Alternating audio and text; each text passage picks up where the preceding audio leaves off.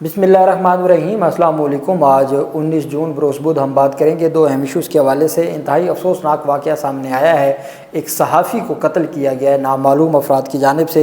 उसकी तफसील मैं आपके साथ शेयर करूँगा और साथ में आपको बताऊँगा कि आलमी इदारों ने सहाफ़त के बारे में, पाकिस्तान में सहाफ़त के बारे में क्या राय दी है और क्या रिपोर्ट दी है और ख़तरनाक और तशवीशनाक सूरत हाल करार दे दिया है। उसकी तफसील भी मैं आपके साथ शेयर करूंगा, लेकिन आखिर में मैं आपको बताऊंगा कि किस तरीके से पाकिस्तान तहरीक इंसाफ के MPAs ने खैबर पख्तूनख्वा में जो ग्रिड स्टेशंस हैं वापडा के, वहाँ पर चारपाइयाँ डाल के बैठ गए हैं और वो ख़ुद जो मुख्तलिफ फीडर्स हैं उसमें वो बिजली को बहाल कर रहे हैं। और उन्होंने कहा है कि अब हम वफाकी हुकूमत की तरफ नहीं देखेंगे, हम अपना हक़ लेंगे और हम खैबर पख्तूनख्वा की आवाम को मज़ीद लोड शेडिंग के अज़ाब से निजात दिलाएंगे। और मुकदमात भी दर्ज हो रहे हैं, अभी तक मुकदमात दर्ज नहीं हुए लेकिन दरख्वास्तें वापडा की जानिब से दी गई हैं।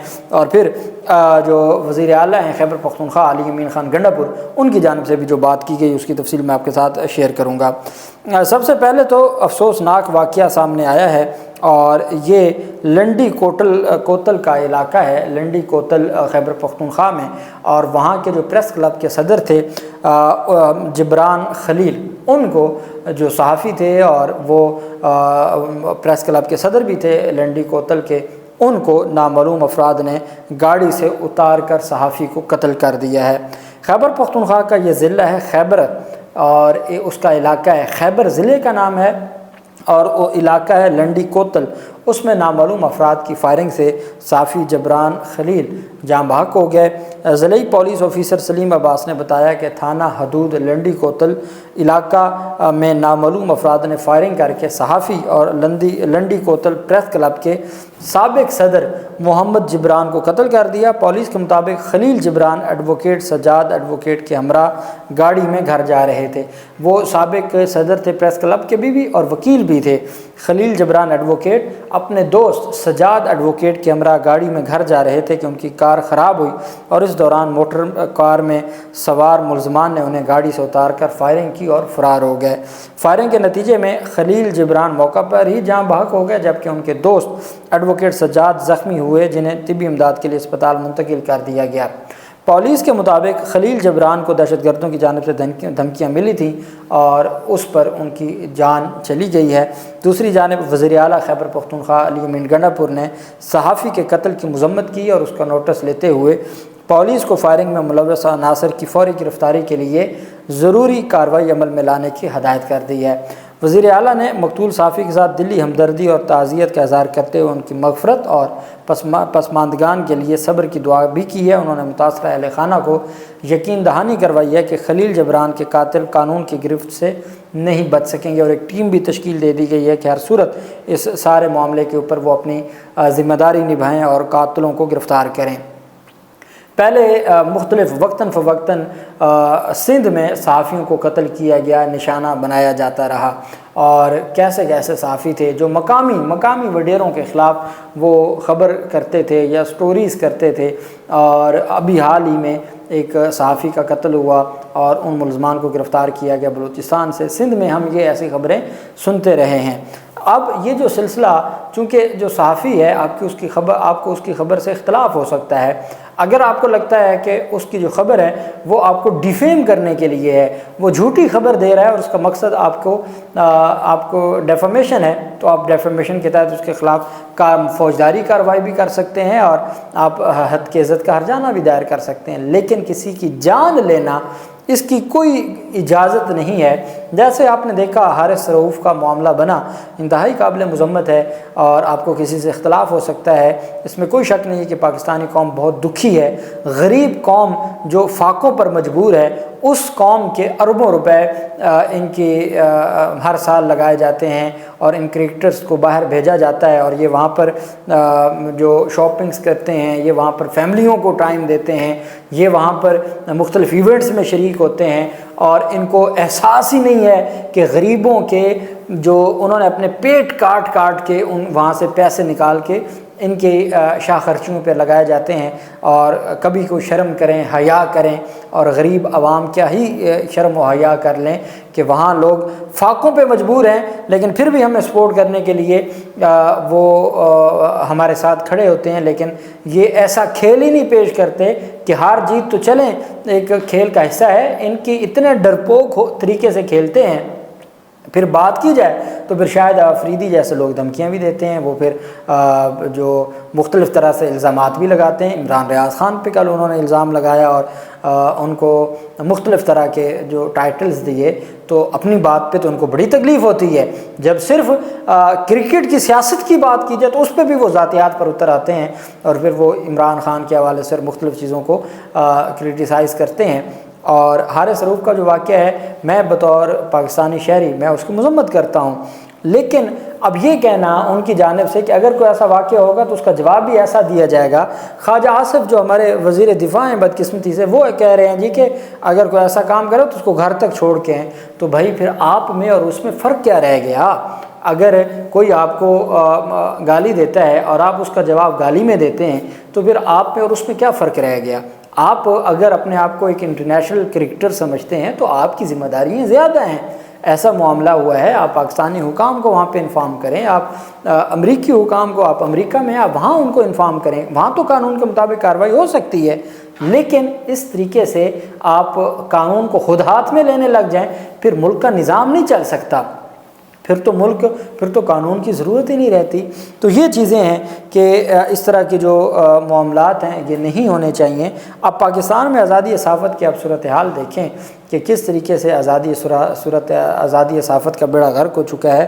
دنیا بھر میں آزادی صحافت کے لیے کام کرنے والی عالمی تنظیم انٹرنیشنل پریس انسٹیٹیوٹ نے پاکستان میں آزادی صحافت کی صورتحال پر اظہار تشویش کیا ہے۔ اپنے بیان میں عالمی تنظیم نے کہا کہ ایک طرف پاکستان میں صحافیوں کو پرتشدد واقعات کا سامنا ہے، تو دوسری طرف قانون سازی کے ذریعے اظہار رائے پر سخت پابندیاں عائد کی جا رہی ہیں۔ انٹرنیشنل پریس انسٹیٹیوٹ نے اپنے بیان میں کہا کہ انٹرنیٹ پر اختلافی مواد کو فلٹر کرنے کے لیے ملک بھر میں فائر وال کے نفاذ کی رپورٹس پر بھی تحفظات ہیں۔ صحافیوں کے عالمی نیٹ ورک نے اپنی رپورٹ میں صحافیوں پر ہونے والے جان لیوا حملوں کے اعداد و شمار جاری کرتے ہوئے مطالبہ کیا کہ حکومت صحافیوں کے تحفظ کے لیے فوری اور ٹھوس اقدامات کرے۔ یہ رپورٹس ہیں، یہ ہماری دنیا میں ہمارا فیس ہے جو دنیا میں کس طریقے سے، اور پھر آج جو صحافی کا قتل ہوا ہے تو وہ ایسی رپورٹس کو مزید مضبوط کرتا ہے۔ اب پہلی بات تو میں آپ کو علی امین گنڈا پور کی جانب سے بتا دوں، چونکہ ہوا یہ کہ جب یہ عید کی چھٹیاں تھیں تو خیبر پختونخوا میں ظلم کی انتہا کر دی گئی، لوڈ شیڈنگ اتنی زیادہ کی گئی، اور اس پر اسد قیصر کی جانب سے کہا گیا کہ خیبر پختونخوا کی عوام سے بدلہ لیا جا رہا ہے کہ انہوں نے پاکستان تحریک انصاف کو ووٹ کیوں دیا۔ علی امین گنڈا پور کا کہنا ہے کہ بجلی لوڈ شیڈنگ کی ذمہ داری وفاقی حکومت کی ہے، وفاقی حکومت کو خیبر پختونخوا کے ساتھ اپنا رویہ ٹھیک کرنا ہوگا۔ انہوں نے کہا کہ اپنا رویہ درست نہیں کیا تو ان کا رویہ درست کرنے کے لیے عوام نکلے گی۔ اپنے بیان میں انہوں نے کہا کہ وفاقی حکومت بجلی کے سلسلے میں خیبر پختونخوا کی عوام سے انتقام لے رہی ہے، واپڈا کے مقامی اہلکار اپنی بساط کے مطابق تعاون کر رہے ہیں۔ وزیر اعلیٰ کے پی نے کہا کہ وفاقی حکومت کی طرف سے صوبے کے حصے کی بجلی پہلے سے کم کر دی گئی ہے۔ بجلی کی لوڈ شیڈنگ پر وفاقی حکومت وفاق کے ساتھ وہ کہتے ہیں کہ بجلی کی لوڈ شیڈنگ پر وفاق کے ساتھ عنقریب دوسری بیٹھک ہوگی۔ لائن لاسز کے معاملے پر صوبائی حکومت واپڈا سے مکمل تعاون کر رہی ہے۔ علی امین گنڈا پور نے کہا کہ وفاق کی طرف سے جو کمٹمنٹ کی گئی تو وہ پوری نہیں ہو رہی، اور پی ڈی ایم کی حکومت جھوٹ اور غلط بیانی سے کام لے رہی ہے۔ لوڈ شیڈنگ کے شیڈول پر عمل درآمد نہ ہونے کی شکایات مل رہی ہیں۔ اب اس پر جو اپنی مدد آپ کے تحت جو کارروائی کی جا رہی ہے پاکستان تحریک انصاف کے جو ایم پی ایز ہیں ان کی جانب سے وفاقی حکومت کے خلاف، رکن صوبائی اسمبلی ہیں، انہوں نے گریڈ اسٹیشن میں جا کے چارپائیاں ڈال دیں اور بجلی بحال کروا دی۔ زبردستی بجلی بحال کروائی گئی، چونکہ بجلی تو موجود ہے لیکن گریڈ اسٹیشن سے وہ منقطع کر دیتے ہیں، وہ بحال نہیں کرتے۔ ان کا اب یہ دعویٰ ہے کہ بھئی بجلی چوری ہوتی ہے یا بل نہیں دیے جاتے یا جو ڈائریکٹ بجلی کی تاریں لگائی جاتی ہیں جس سے واپڈا کو نقصان ہو رہا ہے۔ صوبائی حکومت نے کہا جہاں پہ مسئلہ ہے آپ ہمیں بتائیں، ہم کارروائی کریں گے، لیکن ایک بات ہے کہ محلے میں اگر 100 لوگ ہیں اور اس میں 10 لوگوں کا گناہ ہے تو اب 90 لوگوں کو تو نہیں نا سزا دے سکتے۔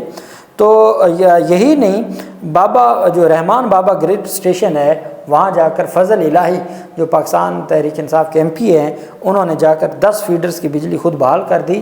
یہی نہیں، رکن اسمبلی اور ان کے ساتھی گرڈ اسٹیشن میں چارپائیوں پر لیٹ گئے، کہتے ہیں کہ گرڈ اسٹیشن پر ہی رہوں گا، بجلی بند نہیں کرنے دوں گا۔